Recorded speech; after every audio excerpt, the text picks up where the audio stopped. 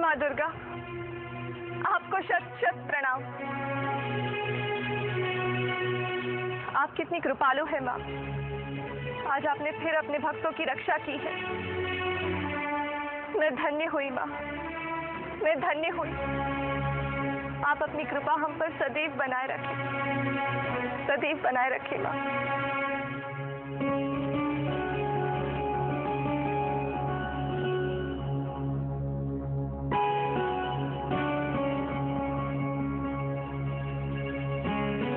दीदी, थोड़ी देर के लिए बैठ जाए? बहुत थक गए हो ना? हाँ। आओ। आराम करने के लिए अच्छी जगह मिली है ना दीदी? मैं कब से इंतजार कर रहा था कि हमें कोई सुरक्षित जगह मिले और मैं माँ दुर्गा की कहानी सुन सकूं। आप सुनाओगी ना? क्यों नहीं श्वेतकेतु, कहते हैं माँ दुर्गा की कहानी सुनना और सुनाना दोनों ही माँ दुर्गा की पूजा करने समान है।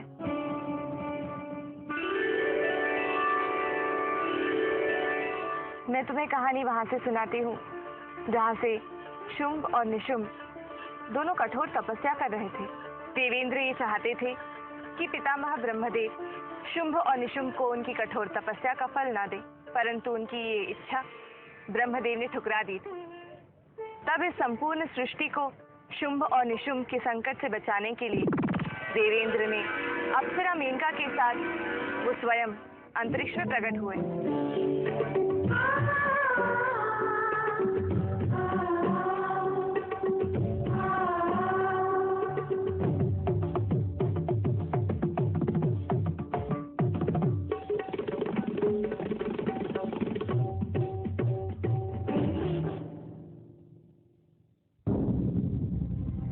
प्रणाम इंद्रदेव।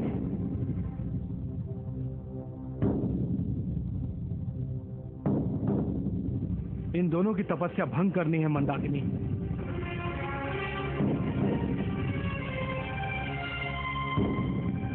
भंग हुई समझिए। आज तक मेरे सौंदर्य के अस्त्र से घायल होने वाला विरला ही कोई बचा है। तभी तो तुम मेरा अचूक अस्त्र हो मंदाकिनी, और देवलोक को तुम पर गर्व है। जाओ और जाकर भंग कर दो उन दोनों की तपस्या। जो आ गया इंद्रदेव।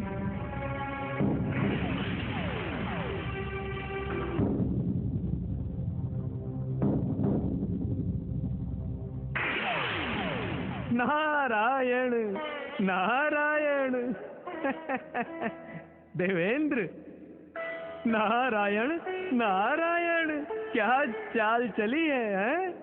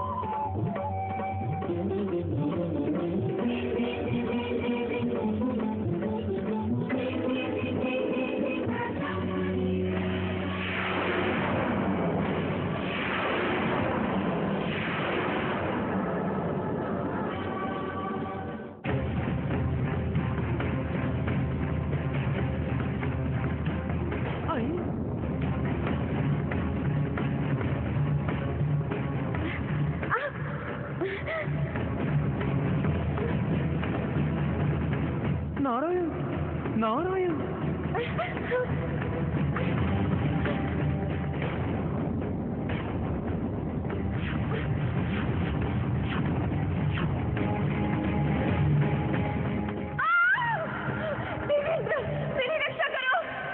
देवेंद्र, मेनका शुंभ निशुंभ की तपस्या भंग नहीं कर पाई, अब क्या करोगे? देवर्षि, मैं स्वयं इनकी तपस्या भंग करूंगा।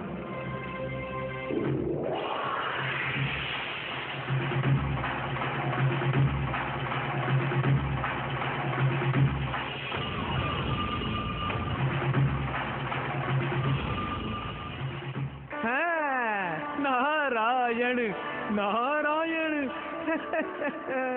देवर्षि, जो कोई नहीं कर सका उसे मैंने कर दिखाया। सृष्टि पर आने वाले संकट को मैंने समुद्र में डुबो दिया। नारायण नारायण। ओम ब्रह्मणे नमः। ओम ब्रह्मणे नमः। ओम ब्रह्मणे। इधर उधर क्या देख रहे हो देवेंद्र? ध्वनि समुद्र से आ रही है। समुद्र से?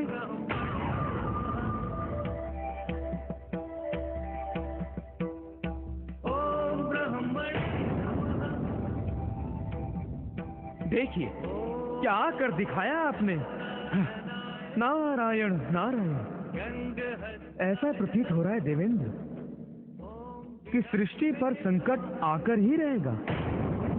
नारायण नारायण। नमः। ओम ब्रह्मणे नमः। ओम ब्रह्मणे नमः। ओम ब्रह्मणे। देवर्षि, मैं इसी पल सृष्टि को संकट से मुक्त कर देता हूं। कीजिए।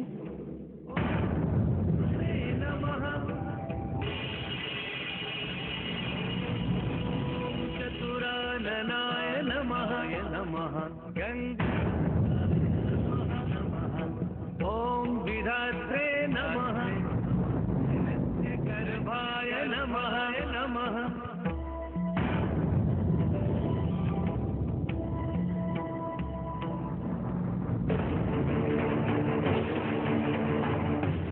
लगता है देवेंद्र का सिंहासन गया। ओम ब्रह्मणे नमः। ओम ब्रह्मणे नमः। ओम ब्रह्मणे नमः। ओम ब्रह्मणे नमः। ओम ब्रह्मणे नमः। ओम ब्रह्मणे नमः। ओम चतुराननाय नमः। नमः। गंगहस्ताय नमः। नमः। ओम विधात्रे नमः। वत्सुम निशुम।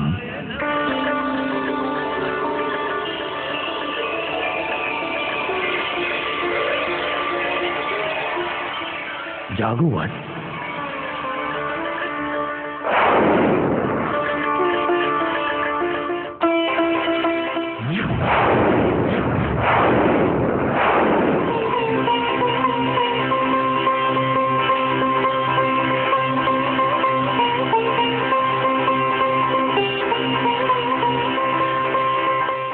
पितामह, प्रणाम पितामह। मैं तुम दोनों पर प्रसन्न हूँ शुंभ निशुंभ। तुम्हारी तपस्या पूर्ण हुई। मैं तुम्हें तुम्हारी तपस्या का फल देने आया हूँ। बोलो, क्या चाहिए तुम दोनों को? सर्वशक्तिमान बनना है तो मृत्यु को अपने अधीन करो, अपने अधीन करो, अपने अधीन करो, अपने अधीन। और उसके लिए तपस्या करके बल प्राप्त करो ताकि मृत्यु तुम्हें छू भी नहीं सके, छू भी नहीं सके। मृत्यु तुम्हारी तरफ, मृत्यु तुम्हारी तरफ, मृत्यु तुम्हारी तरफ, मृत्यु तुम्हारी तरफ। हमने अजय होने के लिए तपस्या की है पितामह। हमें अमृतत्व का वरदान दे। वत्स, तुम दोनों अजय हो सकते हो, अमर नहीं हो सकते।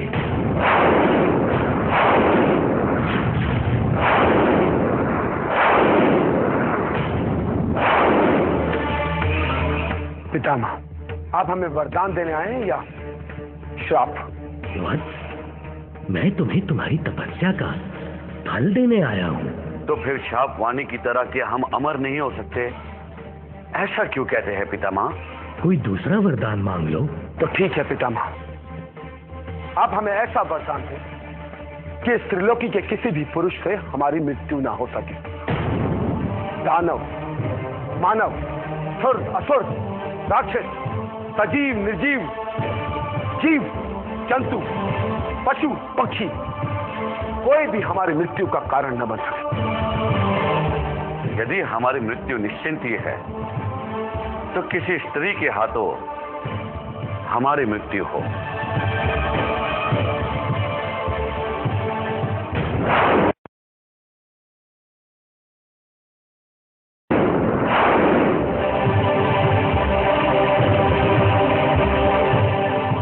तथास्तु, तथास्तु।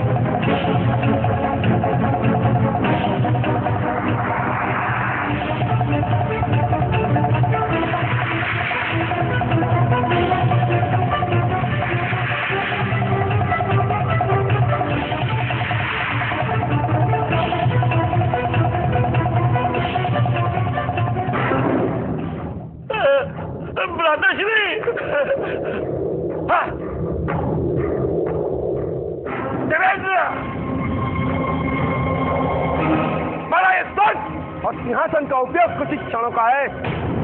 कुछ ही क्षणों पश्चात मैं और निशुम तुम्हारा इस स्वर्ग और सिंहासन दोनों छीनने वाले हैं।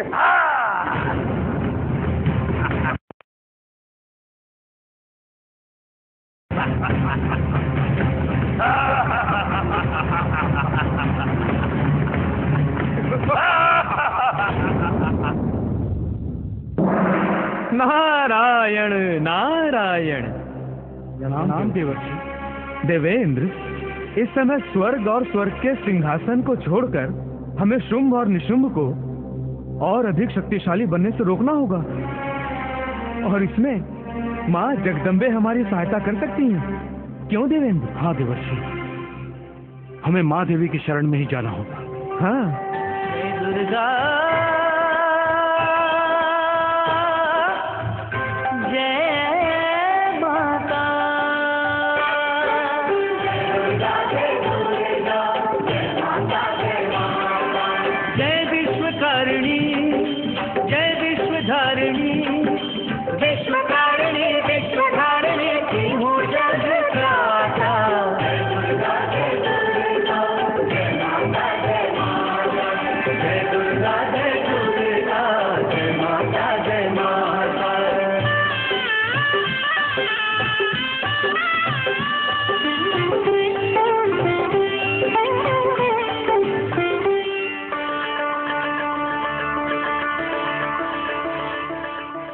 सिंह वाहिनी, आपने दर्शन देकर हमें अनुग्रहित किया है।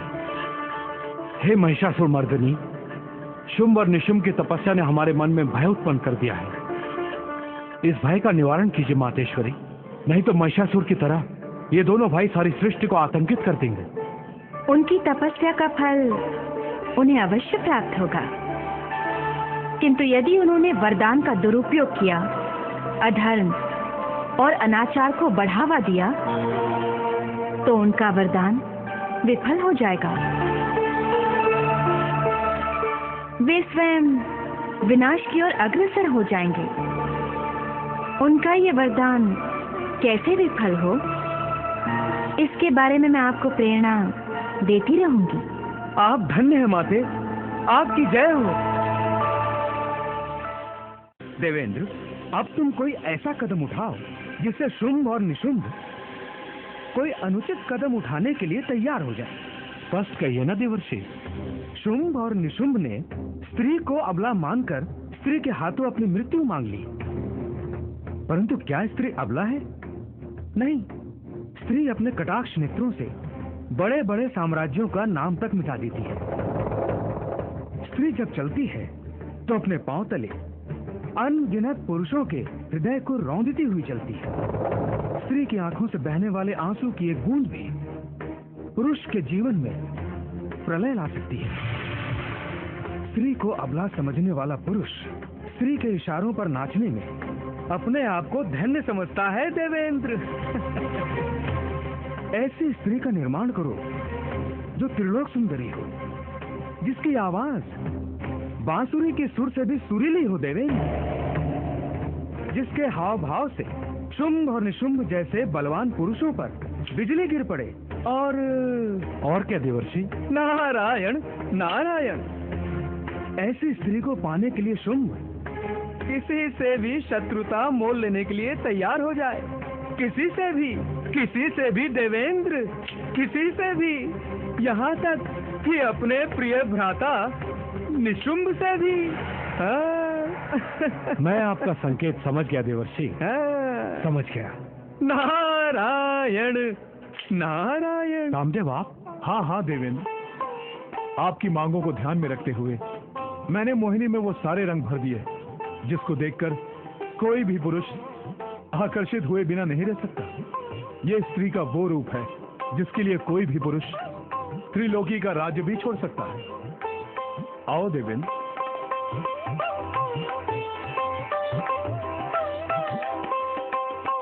देखिए देवेंद्र, इसके विशाल नेत्रों को देखिए। इसके नेत्र कटाक्ष से सभी मनुष्य घायल हो जाएंगे और उसके होंठ जो किसी के भी मन में उथल पुथल मचा देंगे। देवेंद्र, मोहिनी जब एक एक कदम रखेगी तब वो अपने पैरों तले अनगिनत पुरुषों के हृदय को रौंदते हुए चले। तब शुंभ और निशुंभ जैसे असुर जो अपने आप को अमर समझते हैं, उनके हृदय की धड़कनें भी रुक जाएंगी।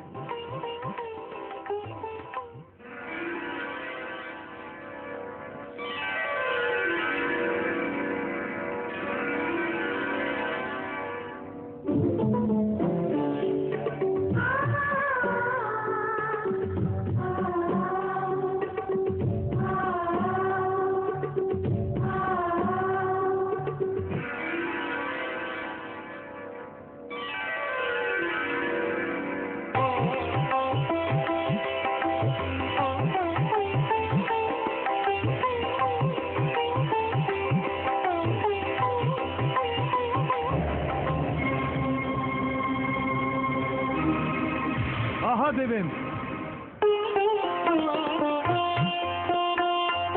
क्यों? अब तो आपको विश्वास हो गया होगा कि मोहिनी को पाने के लिए शुंभ जैसा महादैत्य भी किसी से भी शत्रुता मोल लेने को तैयार हो जाए। देवेंद्र, अपने प्रिय निशुंभ से कामदेव अति सुंदर, अतुल्य, अद्वितीय इस मायावी मोहिनी का निर्माण करके आपने सृष्टि पर उपकार किया है। कामदेव और देवेंद्र को मोहिनी का प्रणाम। तुम्हारा कल्याण हो मोहिनी। अब तुम देवताओं के साथ साथ सृष्टि का भी कल्याण करो। मेरे लिए क्या आज्ञा है देवेंद्र? मोहिनी, विश्वकर्मा तुम्हारे लिए धरती पर स्वर्ग का निर्माण करेंगे। तुम उस नगर की राजकुमारी होगी और सारे देवता तुम्हारी प्रजा बनकर उस मायावी नगरी में तुम्हारी सहायता के लिए निवास करेंगे। मोहिनी, अपने यौवन और सौंदर्य के जाल में तुम्हें शुंभ और निशुंभ नाम के दो बलशाली असुर भाइयों को फंसाकर उनका विनाश करना। जो आज्ञा देवेंद्र। अगर माँ दुर्गा का आशीर्वाद रहा तो उन दोनों भाइयों का विनाश शीघ्र ही होगा।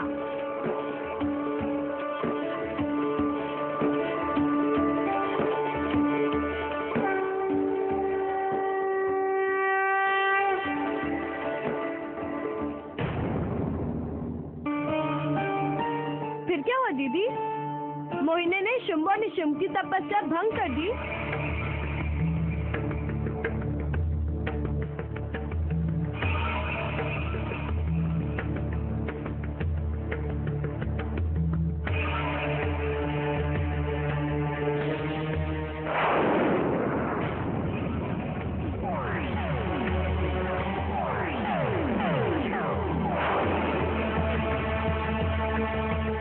दीदी बताओ ना, क्या हुआ?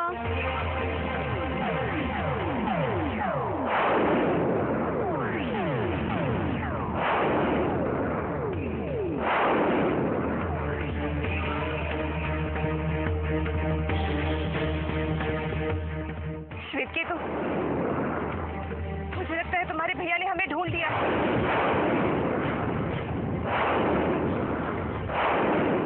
तो फिर चलिए दीदी, भागिए यहाँ से। हमें तत्काल ये जगह छोड़नी होगी। परंतु हम जाएंगे कहाँ? कहीं भी दीदी, माँ दुर्गा हमारे लिए कोई ना कोई सुरक्षित जगह ढूंढ ही लेगी। चलिए अभी। श्वेतकेतु, तुम्हें मेरी वजह से कितना परेशान होना पड़ रहा है। ये बातें करने का समय नहीं है दीदी। अगर भैया यहाँ आ गए तो वो हमसे बहुत नफरत करते हैं दीदी। चलिए दीदी, भागिए यहाँ से। श्वेतकेतु, तुम मेरा कितना ध्यान रखते हो, कितनी चिंता करते हो तुम मेरी। तुम दीदी हो ना मेरी।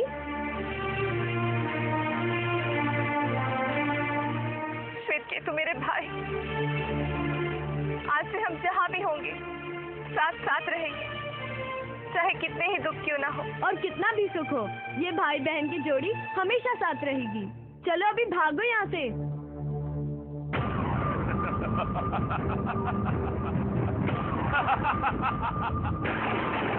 अब तुम कहीं भी भाग जाओ,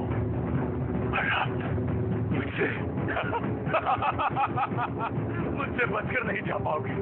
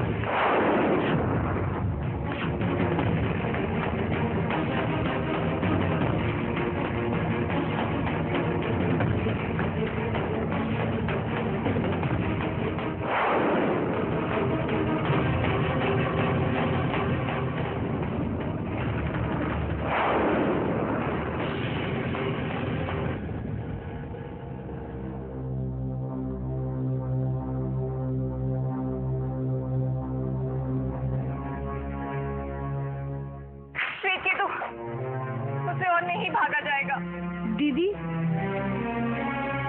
इस घने जंगल में कई गुप्त रास्ते हैं। अगर हमें गुप्त रास्ता मिल जाए तो हमारी सारी समस्या हल हो जाएगी।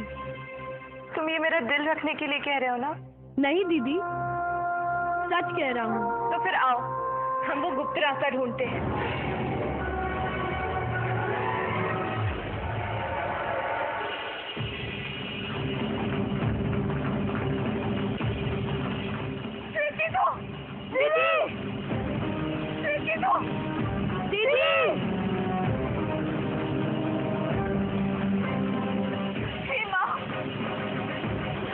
हमारी रक्षा कीजिए, इस संकट से हमें बचा लीजिए दीदी।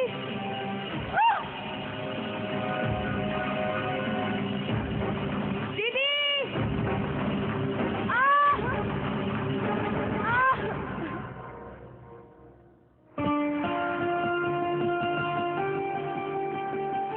श्वेतकेतु, हम खाई में गिरकर भी जीवित हैं। हम जीवित।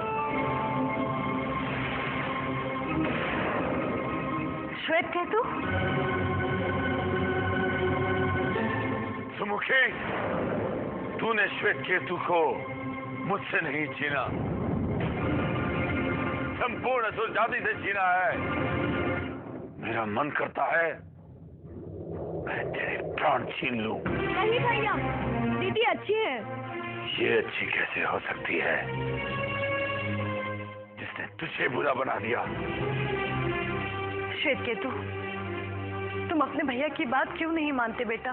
भाभी, आप ही बताइए, कौन बड़ा है, भैया या माँ दुर्गा? माँ दुर्गा ही बड़ी है, इसीलिए तो मैं उनकी भक्ति कर रहा हूँ। इसमें भैया को क्या आपत्ति है?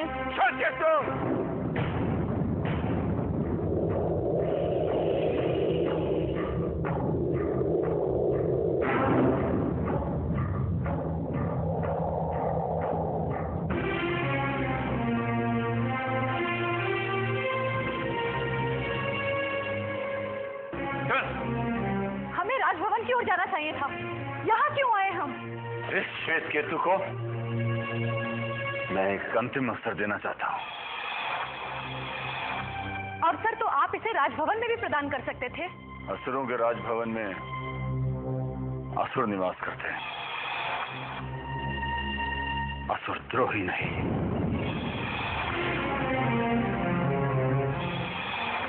श्वेतकेतु, मैंने तुझे अपने छोटे भाई की तरह नहीं,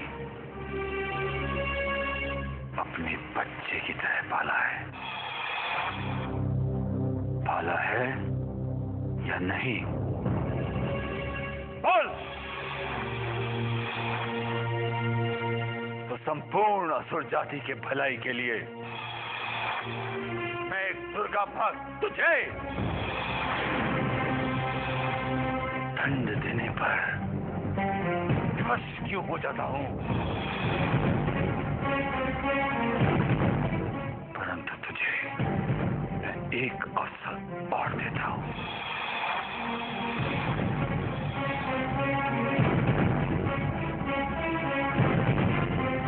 मुझे वचन दे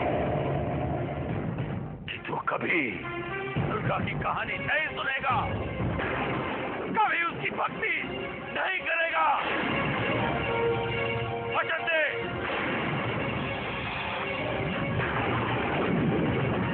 वचन दे, वचन दे, वचन दे, वचन दे।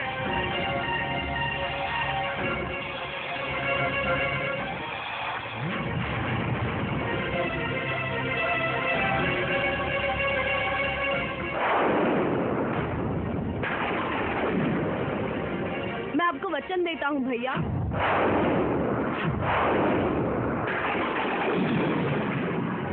मैं दुर्गा की भक्ति भी करूंगा और इनकी कहानियां भी सुनूंगा और इनकी कहानियां भी सुनूंगा और इनकी कहानियां भी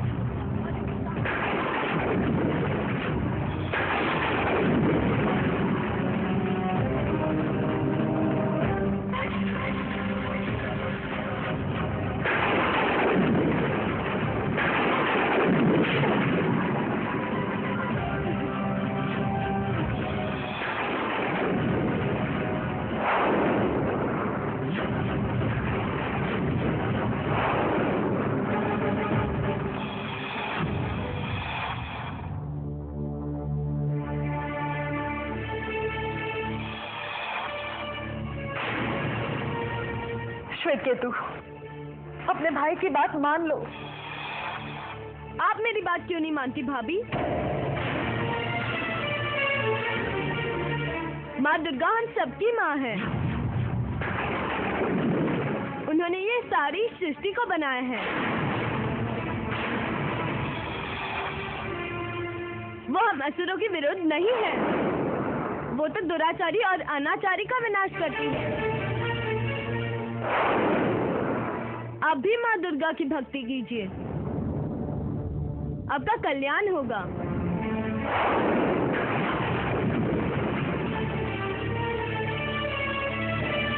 कल्याण तो अब तेरा होगा श्वेतकेतु।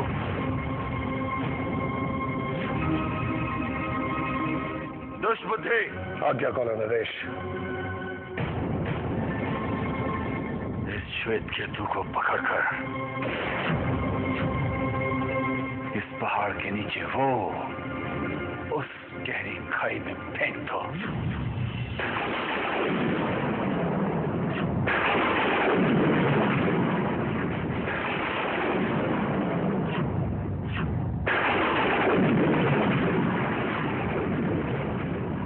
नहीं कोला नरेश, नहीं, आप ऐसे कैसे कर सकते हैं? आप इतने निर्दयी नहीं हो सकते। दुष्बुद्धे, जो आज्ञा कोला नरेश। नहीं, आप चाहे तो मेरे प्राण ले लीजिए। नहीं दीदी, परंतु श्वेत केतु को छोड़ दीजिए। इस निष्पाप बालक ने आपका क्या बिगाड़ा? इसे दंड मत दीजिए, इसे माफ कर दीजिए। तेरे कारण मैं अपना एक भाई खो चुका हूँ, और अब अपना मैं छोटा और प्यारा भाई खोने जा रहा हूँ। तेरे कारण तो इसका तुझे दंड मिलेगा। तो ले लीजिए मेरे प्राण, मार दीजिए मुझे, परंतु श्वेत केतु को छोड़ दीजिए, इसे दंड मत दीजिए। तेरे प्राण तुझे मैं इतनी आसान मृत्यु नहीं दूंगा। तुझे मैं जीवित रखूंगा और अपनी आंखों के सामने तू मरेगी, परंतु दिल दिल करके मरेगी। दुष्बुद्धे, आज्ञा करो नरेश, लेकर जाओ इसे, ले जा। जो आज्ञा करो नरेश। नहीं, दुष्टबुद्धि, दीदी, छोड़ दो इसे, छोड़ दो।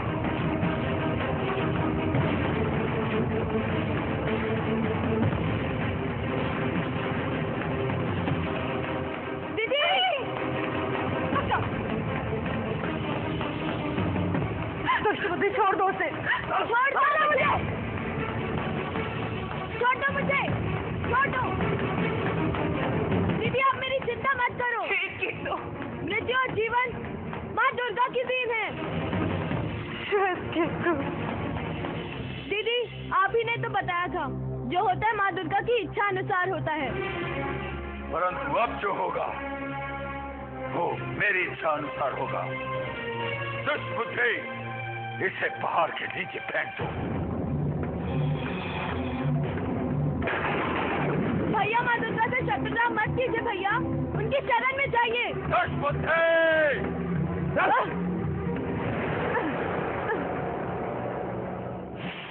मेरी सुन ले करुण पुकार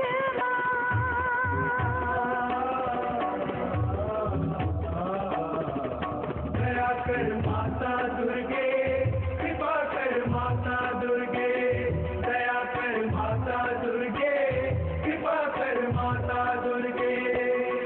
मेरी सुन ले करुण पुकार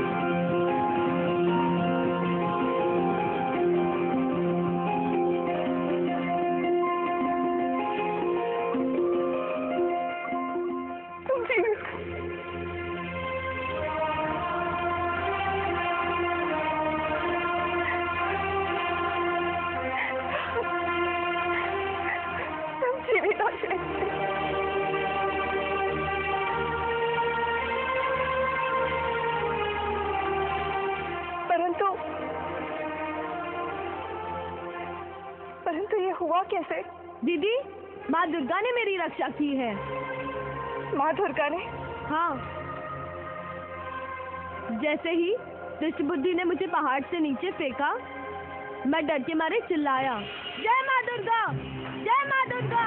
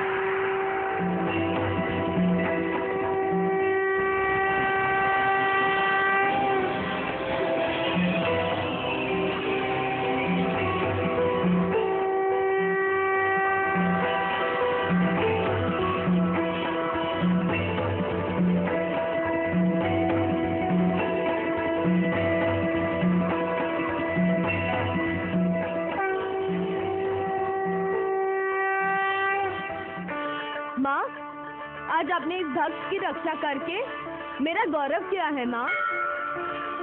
मैं आपका आभारी हूँ। आज आपने यह साक्षात्कार किया है कि आप ही इस पूरी सृष्टि की स्वामिनी हैं। माँ, मेरे भैया बुरे नहीं हैं।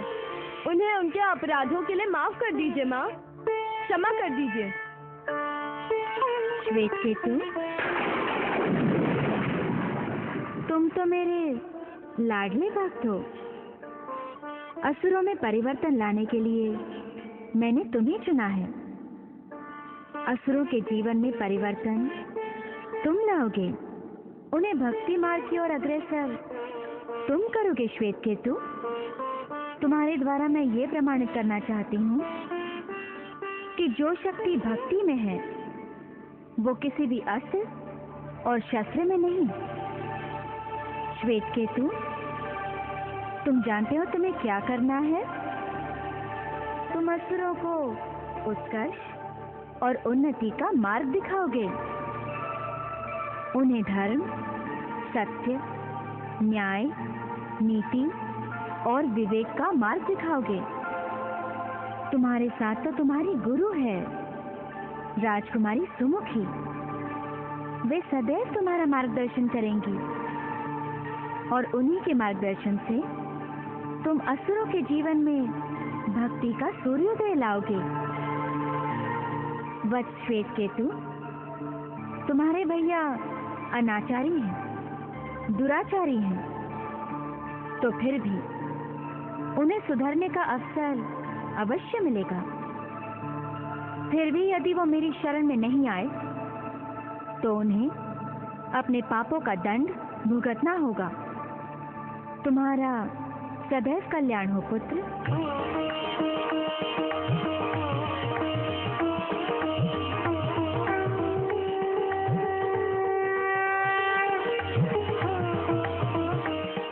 हे माँ दुर्गा, आज आपने फिर से एक बार साक्षात्कार करवा दिया कि आप ही सर्वशक्तिमान हैं। आपकी ही इच्छा से ये सृष्टि चलती है। आप ही जीवन देने वाली और आप ही मृत्यु। हम धन्य हुए माँ, हम धन्य हुए।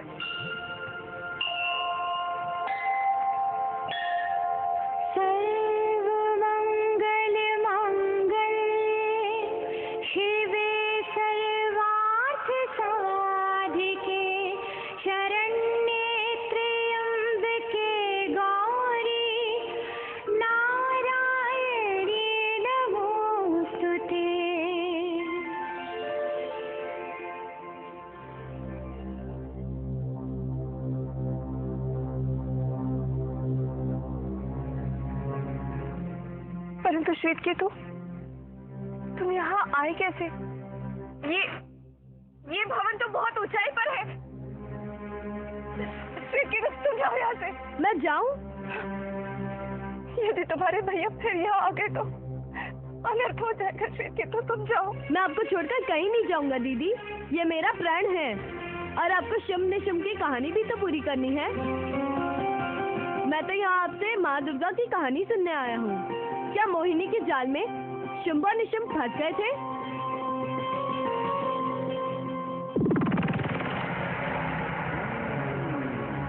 आनंद ही आनंद। निशुम्भ, एक बात बताओ, ऐसे कितने राजा शेष हैं जिन्होंने अभी तक हमारी प्रभुता स्वीकार नहीं की? चंड, मुंड और धूम्रलोचन ने हमें प्रभु मानने से इनकार कर दिया है।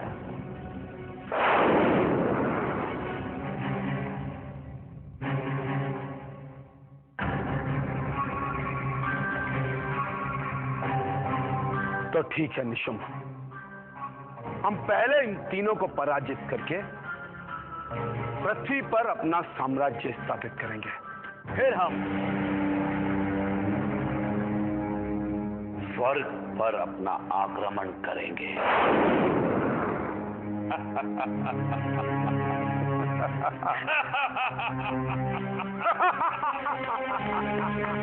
स्वर्ग पर आक्रमण, भ्राताश्री।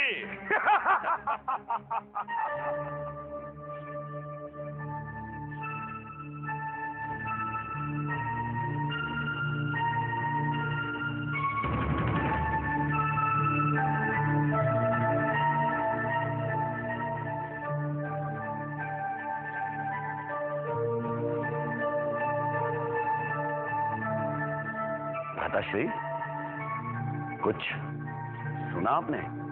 हाँ निशुम्भ, और जो ध्वनि मैंने सुनी है वो सदैव हमारे महल में आने वाली छमछम से कुछ अलग है। ऐसा लग रहा है निशुम्भ जैसे कोई लता से भी कोमल नारी धीरे धीरे धरती पर बोझ डाले बिना ही हमारी ओर बढ़ रही है।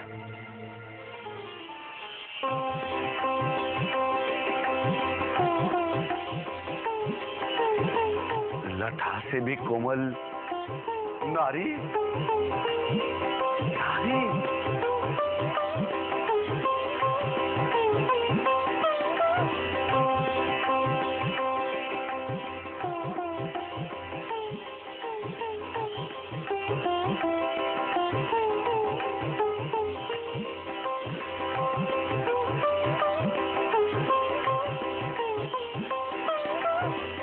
कौन? आपकी प्रेमिका।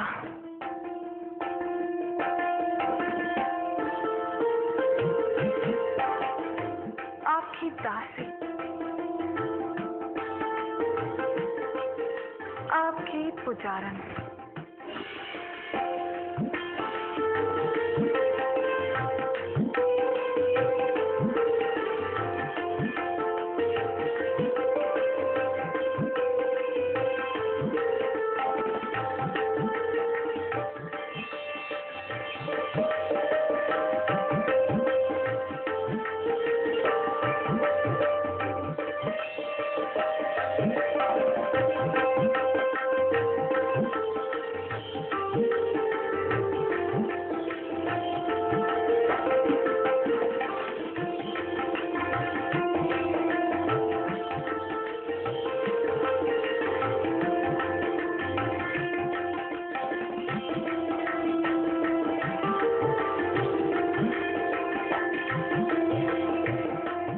स्वामी,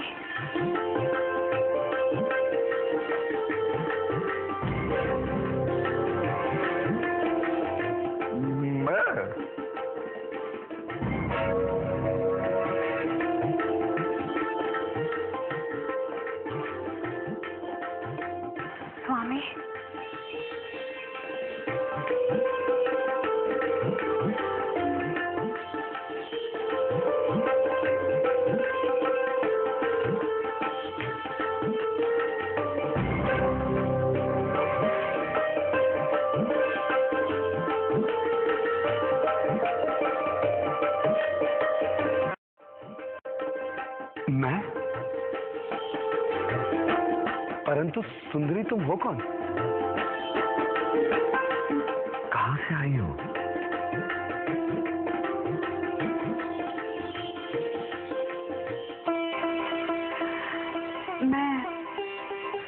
नगरी की राजकुमारी मोहिनी।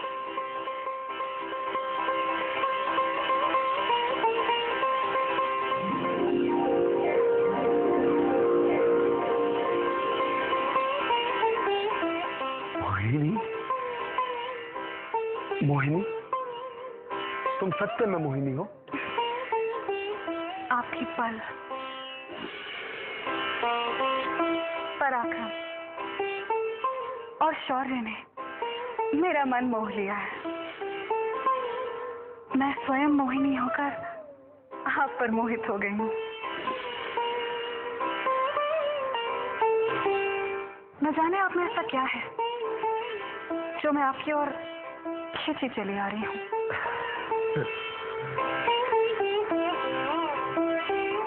आप दोनों मेरे पुष्प पूजा स्वीकार कीजिए।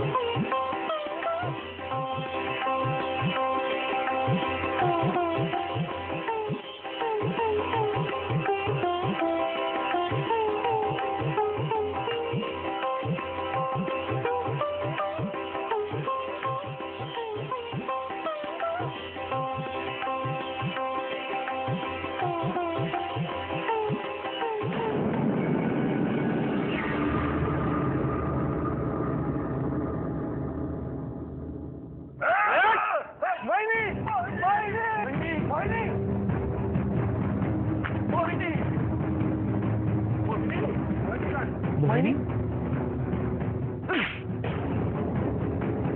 महारानी मोहिनी। महाराज की जय हो। आओ गुप्तचर, क्या समाचार लाए हो? महाराज, स्वर्ण नगर की राजकुमारी मोहिनी का कल स्वयंवर है।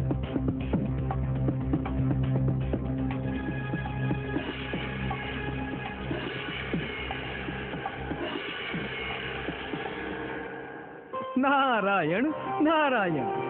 देवेंद्र, मोहिनी की मोहिनी अब शुंभ निशुंभ पर पड़ गई। स्त्री को अबला, दुर्बला और तुच्छ समझने वाले शुंभ निशुंभ अब स्त्री के लिए तड़पेंगे। मोहिनी, मोहिनी, मोहिनी कहाँ है? मोहिनी,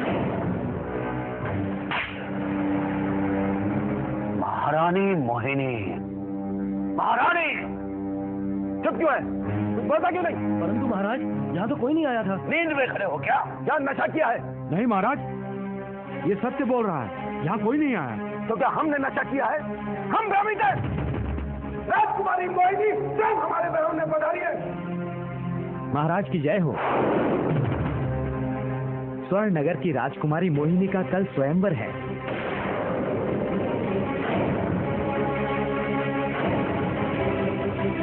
महाराज चंड और मुंड अपनी नगरी से स्वयंवर के लिए निकल चुके हैं।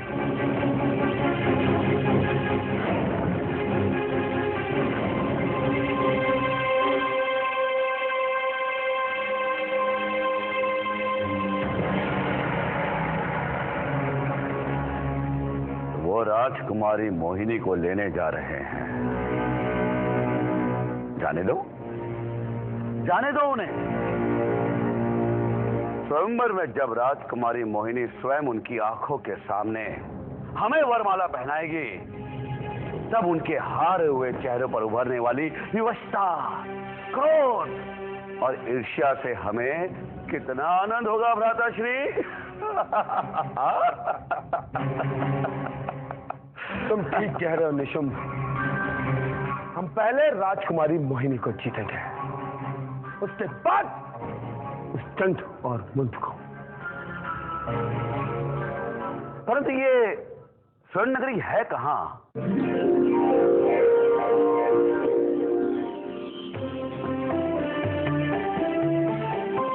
महाराज चंड मुंड पधार रहे हैं।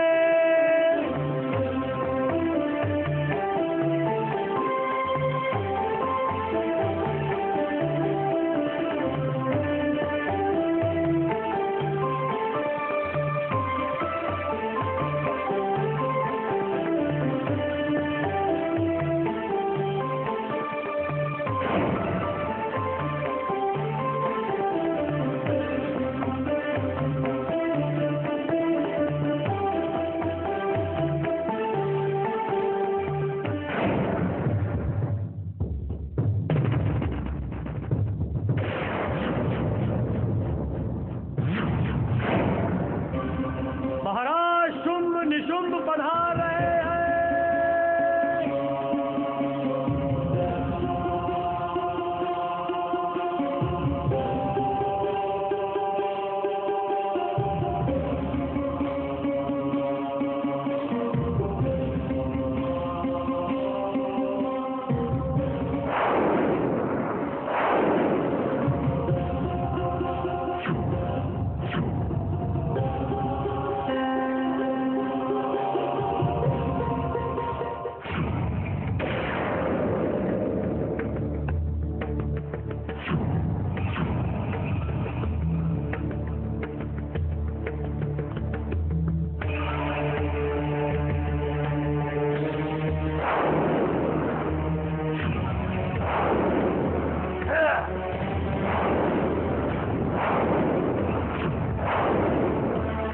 नगरी के महाराज विक्रम सिंह पधार रहे हैं।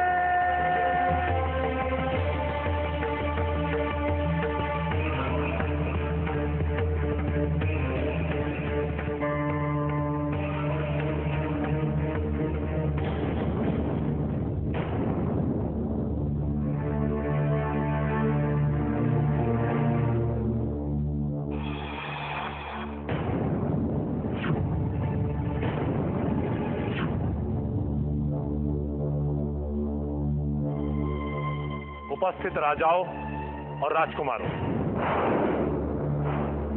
हमारी कन्या राजकुमारी मोहिनी के स्वयंवर में उपस्थित होकर आप सभी ने हमें बहुत अनुग्रहित किया है।